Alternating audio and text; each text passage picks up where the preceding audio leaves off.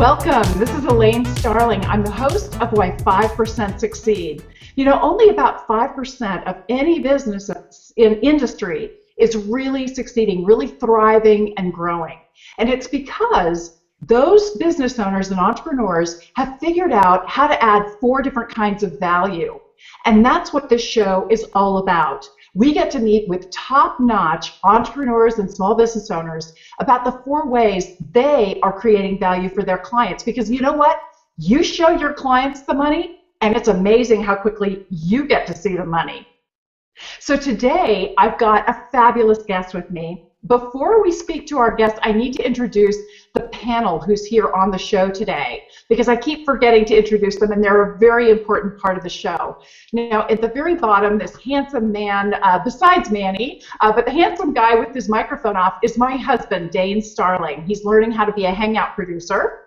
And this lovely lady here is Debbie Davis. She is my Hangout producer, and between Dane and Debbie, they are managing your comments so that I can stay completely focused on my wonderful guest, Manny Nowak.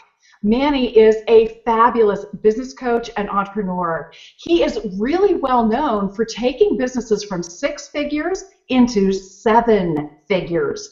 He's an incredible business consultant, and I really wanted to have Manny on the show because he approaches doing business in a different way, and his insights will really create huge value for you. Manny, welcome to the show. It's great to be here, as always. Thank you. I get so much out of every single conversation that we have. And you know, I'd love to start with the very first kind of value that you create for your clients. And I'm using my little index cards. It's a rewarding experience.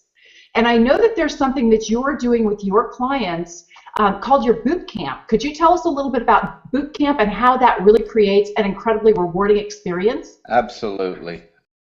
And the boot camps are kind of the energy and the power that we try to put together to help people to build relationships and to really work on their business. They kind of leave the boot camp. The boot camps are really a gathering, a live gathering that we put on twice a year, and we fill a room full of people. They're all business owners, and the objective is that when they leave that boot camp, they're charged up. But you know, a lot of people come to events and they get charged up and all that stuff, but there's more than that. They've built a relationship with somewhere probably between 10 and 20 new people. And that's going to change now the way they do business over the next year or until they come again in 6 months, because we try to do them every 6 months. I actually have a lot of people who've given me testimonials, and what it says is they walk away from here and they have sales leads, they have new customers, they have partnerships, and they built some personal relationships and friendships. And you're just amazed at the relationships, because we do such an interactive training where we train and then we actually let people do it and see what happens. We don't just teach. We make them apply. We do networking. We do a thing called the Beehive game, which I originally learned from T. Harv Eckert, which is a tremendous experience. We do mastermind and we do business planning, and we teach it, and then we actually let the people do it. I can see how that's an incredibly rewarding experience. And you know, when you were talking, I just had to make a note that face-to-face is incredibly powerful. We tend to be very reliant upon technology in today's business environment. And it's easy to get caught up with phone calls and emails and forget the face-to-face experience. But it is so powerful to get several people in a room together that you're trying to add value with them, because physical proximity makes a difference. It's fascinating. I'm really interested in how we learn and how we can be much more effective and productive. And it turns out that adding sight, sound, physical body movement, and proximity with other people is really important because of mirror neurons in the brain. If you want to be a better tennis player, you play with a slightly better person. Your body will automatically start to mirror the moves of the other person. The same thing is true when you go to a live event like Manny's Boot Camp and you get a chance to hear from experts on the spot and then actually implement some of those ideas right away. Has that been your experience, Manny? Absolutely. And one of the things that we do is we bring in a lot of guests. I mean, I do a lot of the training myself, but I always like to bring in other faces and people who have certain areas of expertise. Like we may do social media, so we'll bring in somebody who's really done some tremendous stuff.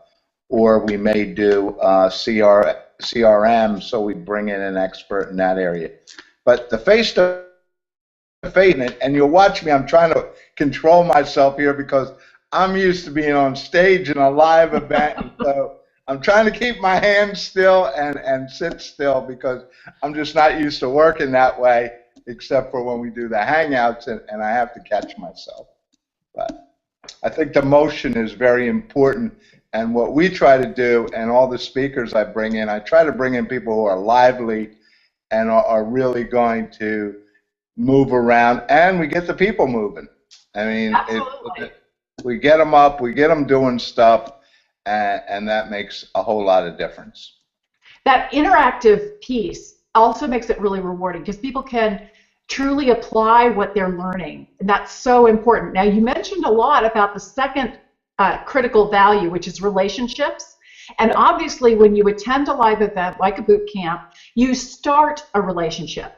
But it's not always that easy to maintain a relationship over time. And Manny, you've got a really valuable process that you use every single week with your article and webinar and executive summary. Could you talk a little bit about that and the power that that has given you in building your client relationships? Sure. And I'm an early adopter of the email stuff, and we used it in, gosh, many, many years ago. We were one of the original people, but I started a newsletter on a regular weekly basis about 7 years ago, and we do a piece every week, which is strictly education. So if you meet me and you want to be on my list, I send you an educational piece every week, but it's strictly education. We do very little selling there. Right now, we'll highlight the boot camp and stuff like that. But it's really, we pick one point and we educate people on it. And that has, I got to be honest with you, that has brought me more business than anything else I do because I'm consistently in front of people and people are always saying, I've been reading this thing for years, I just had to do some business with you, or I had to get your help because that's just the way it happens. We added, about a year ago, we added a weekly webinar. So we do about 30 minutes, same thing, and a lot of times it's on the same subject where we'll teach live for 30 minutes with some Q&A, depending on how much teaching it is. And again, that's another way. Once you come into the realm of being part of our relationship, we continue to work our relationship that way. And that converts. I mean, it's amazing how that converts into relationships and makes it work for us. You know, Manny, I think one of the critical things that you said was consistent. You have a consistent process for staying in front of your audience, and that makes all the difference in the world. How are you picking the different topics that you cover each week? That's an interesting question. If you saw our piece a couple of weeks ago, I was talking to a client, and they were really frustrated about the whole email thing. They were not the email marketing so much, but just the fact that they send out emails to people they know, and people just ignore emails. Today they just don't answer them. And so I said, wow, that sounds like something people would really be interested in. So we wrote an article, and we highlighted, you know, how come you don't answer emails? How come that's such an issue?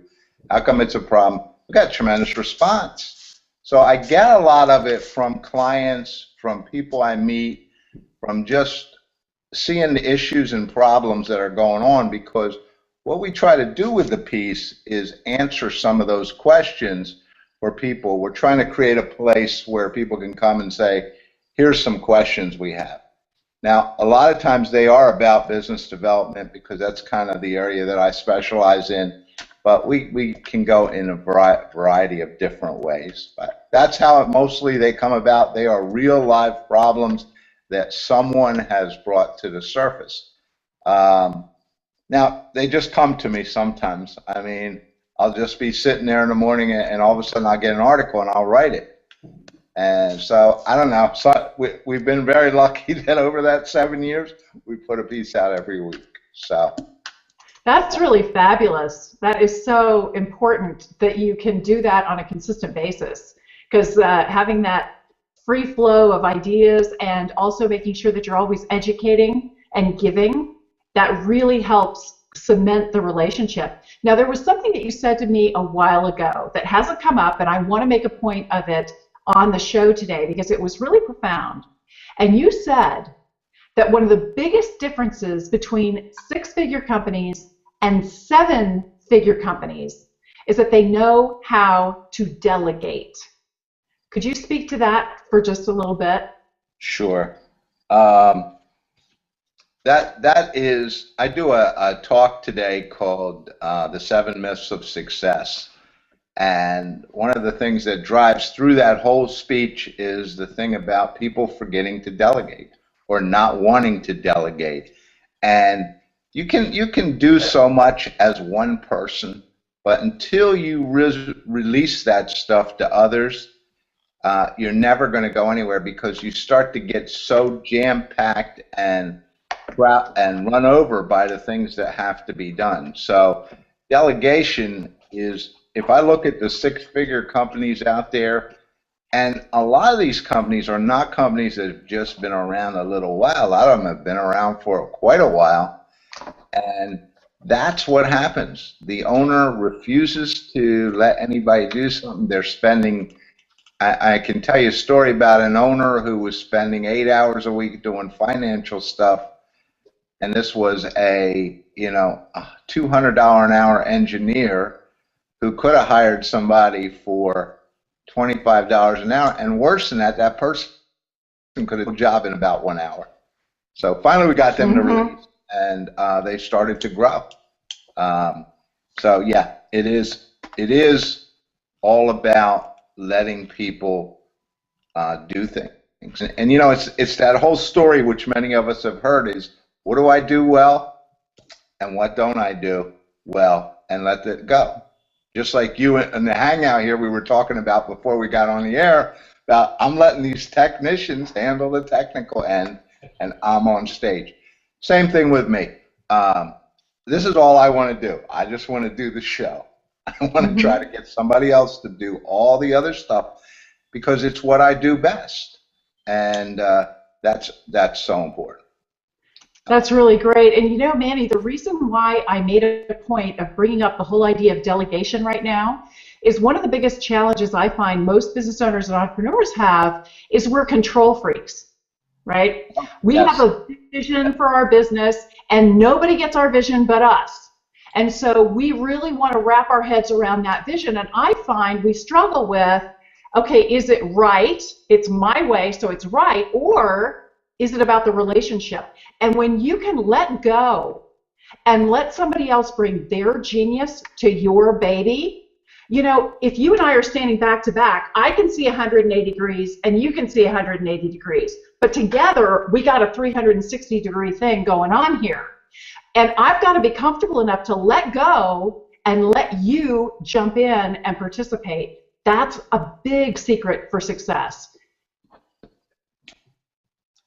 Absolutely, and I love your example. I'm going to have to use that. You okay if I use it? I think that's a great way to look at it and a great way to teach somebody very basics that, you're spinning around all the time instead of going back. You're trying to look over your shoulder and you don't have a good view. That's You good. wonder why you need a chiropractor. You're hurting your neck trying to look over your shoulder all the time. It's Yeah, insane. and most Yeah. business owners need that chiropractor. No kidding. No kidding. Well, Manny, let's move on. Let's move on to the third way that you create value, and that is with reputation. And it's not so much necessarily your reputation, it's really showcasing your clients. And you do such a good job of that with your webinars and with your boot camp. And could you talk a little bit about some of the things that you do to enhance your clients' reputation? Okay, great. First of all, when we do the boot camp, if I have somebody I'm working with that has a great skill that I believe needs to be shared, we bring them right into the boot camp because and sometimes these are people who don't have a great amount of speaking background, so we do have to work with them. But you know what? I know people say it's one of the greatest fears or the greatest fear, but once you get on stage, you feel great. So we do showcase them. We bring them up. Sometimes we have to help them. So I use an interview process like we're doing here for someone who's just not comfortable speaking. So, but they're still comfortable, but not as a speaker.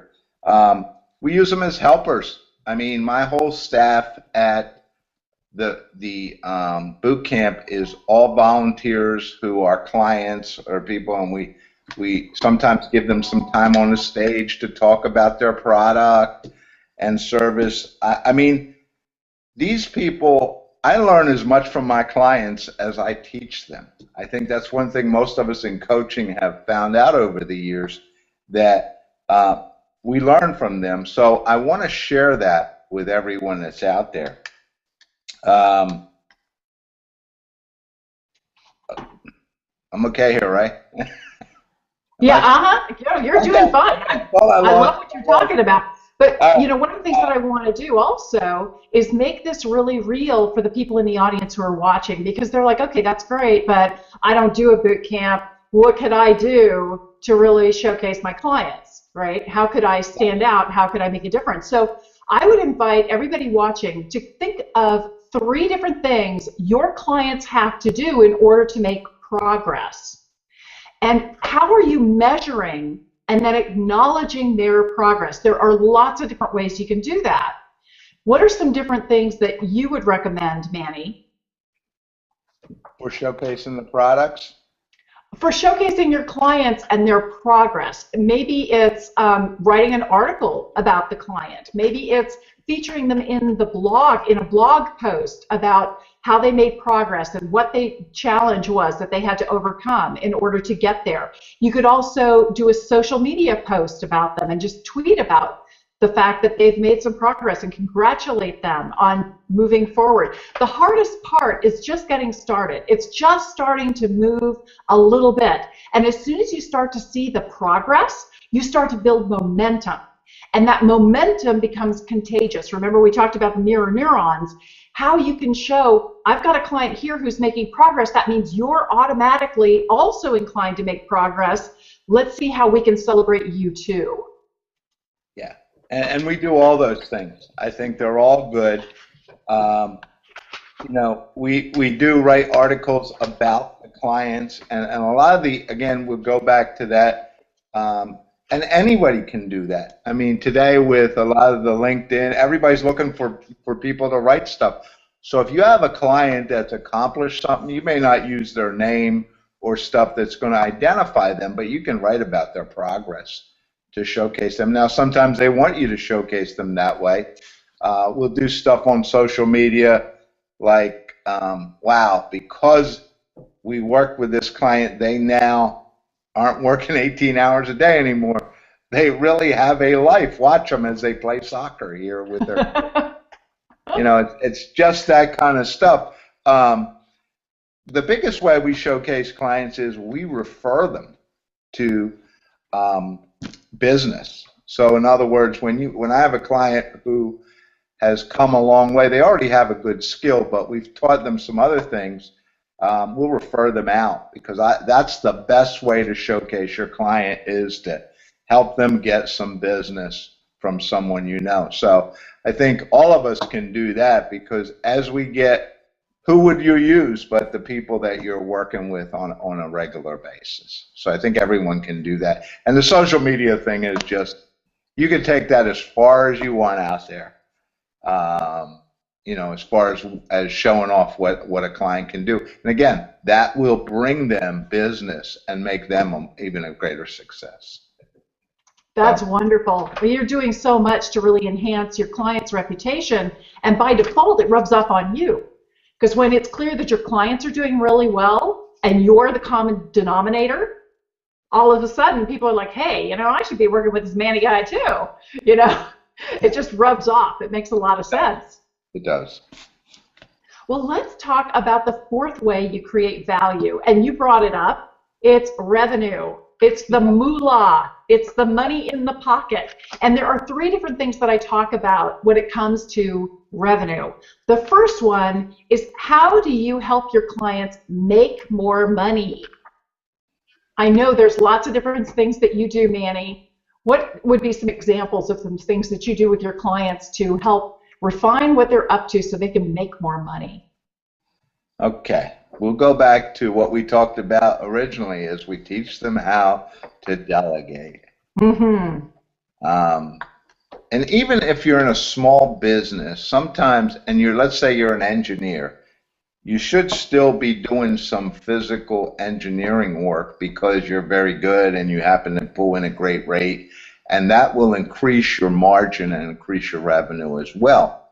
But there comes a point where you got to let go, where you got to make that transition, and that's the number one thing that we do, is we teach the people to run the business or get somebody else to run it and do what they do best. I have some clients who are just super salespeople and they love selling, and for me to take them out of that selling function would kill their revenue. But if I let them sell more, revenue actually goes up, and they hire somebody to do a lot of the administrative stuff and run the business day to day. That's really great. Now, you're alluding to something, but you aren't coming right out and saying it. So I'm going to come right out and say it. Go ahead. One of the things that you do really well is help your clients identify critical systems and processes. Because once you've got systems and processes in place, then you're in a position to delegate. If you don't have that worked out, you can't delegate. So is there one specific system that you would say every single business on the planet absolutely has to have documented and processes so that they can delegate? And it's the one they fear the most, the financial end. In my business, in what I see, is that's the one nobody wants to let go of, and it's not documented. A lot of times it's someone's spouse doing it or someone's children doing it, and it just doesn't work. So that's the one I see that people hold as long as they can. They keep holding on to that, and we got to delegate it, and it needs to be documented. But the thing I teach is, you also have to have some controls, because we've seen too many people out there delegate the financial thing and get burned because they weren't watching something that they needed to watch. But you're right, systems and process. In fact, that was next on my list here, because I work with people. I say the one thing you do is, first of all, the stuff that you do regularly, just start writing down how that's done. 5 steps, 10 steps, whatever. Then we'll take it to some formal process. We'll get somebody to write it up so it looks a little neater. Once you have that done, then you ask yourself, could somebody do this? And if it can, then you give that away. And you just start doing it that way, and it's amazing what will happen. I found myself the other day with a process that I do, the webinar process, and I found 90% of that process I could delegate. So I wrote it up and I started delegating it. That's great. Let's see, what else? Well, let's move on. Oops, I'm sorry. Did you have one more thing you want to say under how you help your clients make more money? Okay. We teach them how to, we talked already about relationships and the fear of building those relationships. I think a lot of times people who come into business don't understand that the most important thing they need to learn is how to build that business relationship with somebody else, because that's the way they're going to make money. I look at a lot of clients, especially in the professional end, and I ask them, how do you get most of your business? And what we find is over half of that business coming from a relationship that they've built. So we use something called the 250 by 250 matrix, which says find the 250 most critical people in your life and start working them and watch how your business grows. And I didn't come up with that. I was trying to find the book. I thought I had it sitting around here that we got that out of. It's That called is great. Referral for Life. That's the book. I think you and I talked about it. Yes, we did. And I'm just going to highlight that a 250 by 250 matrix. The book is Referrals for Life.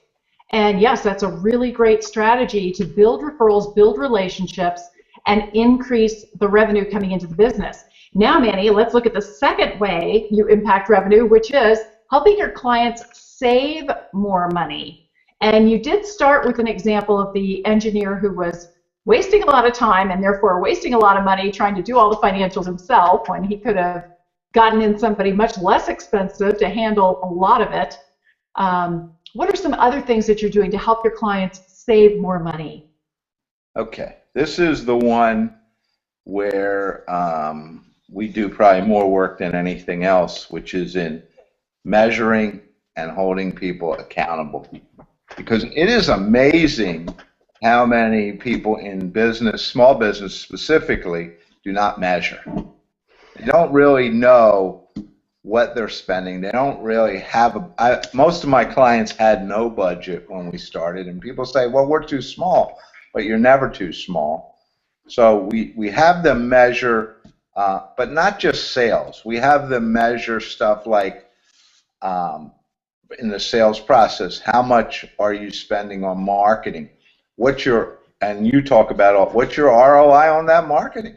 You know, are you really getting anything back? If you put out $10,000, how much business can you really attribute to that 10,000 that you just put out? And I mean, really measure. We get them to really start looking at where did every client who walks into your business you start doing business with, where did they come from? All right. Let's see what else I have here on my list.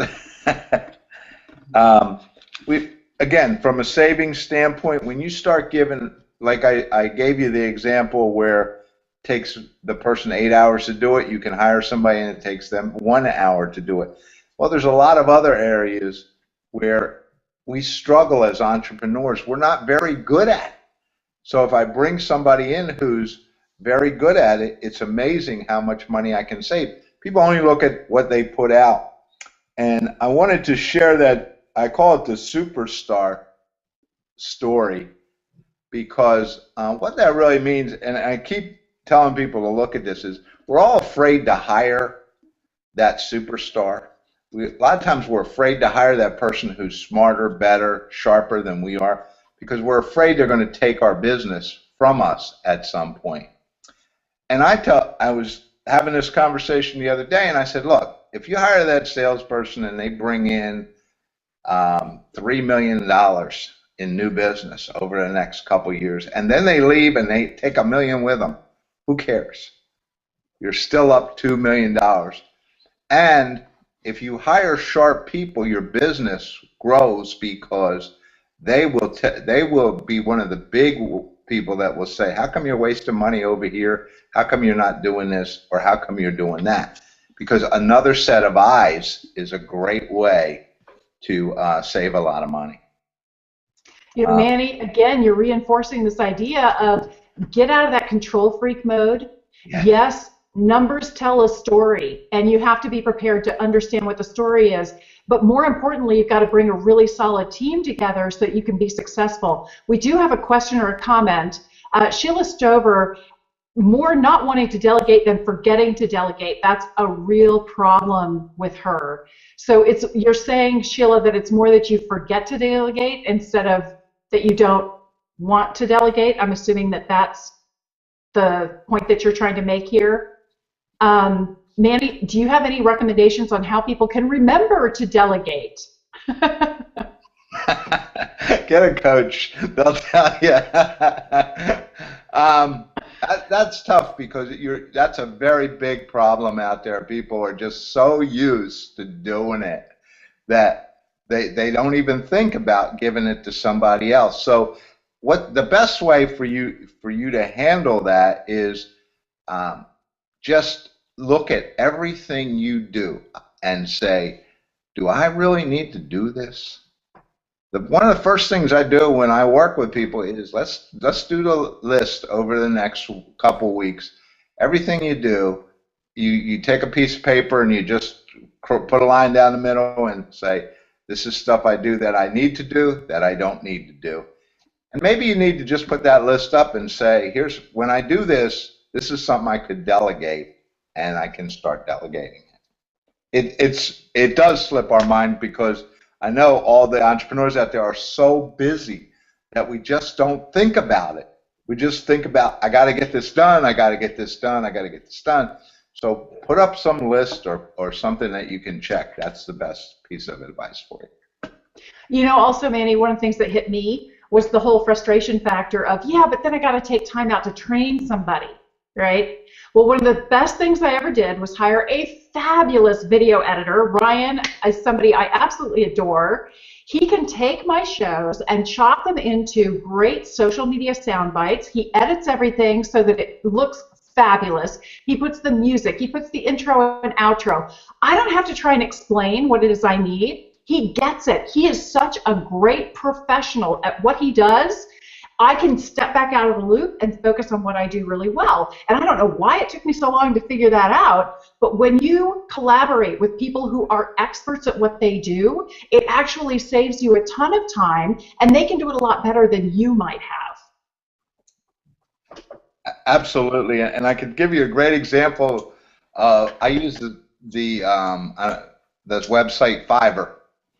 I don't know if if I have something like the other day, I was writing up a document. It was a one-page thing I wanted to get out. I just go to Fiverr, I find somebody on there, and for $5, they edit it, they fix it up, and I send it out. Instead of spending an hour trying to go through there and edit the document myself. So there are a lot of resources online where you can delegate stuff. You don't necessarily, when we say delegation, it's not necessarily delegate to a physical person working with you. There's so much you can do online to get people to help you.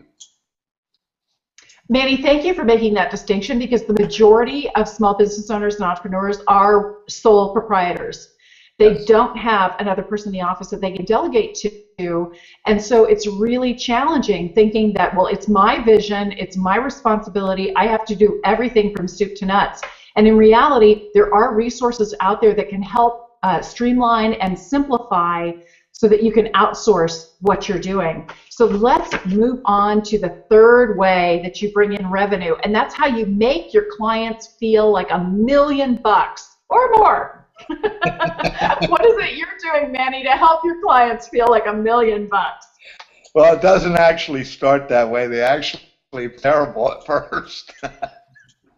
Because and one of the things I always tell people before I work with them is, you know, if you're going to work with me, I'm going to be straight and honest with you. So, and sometimes it's not going to feel real good.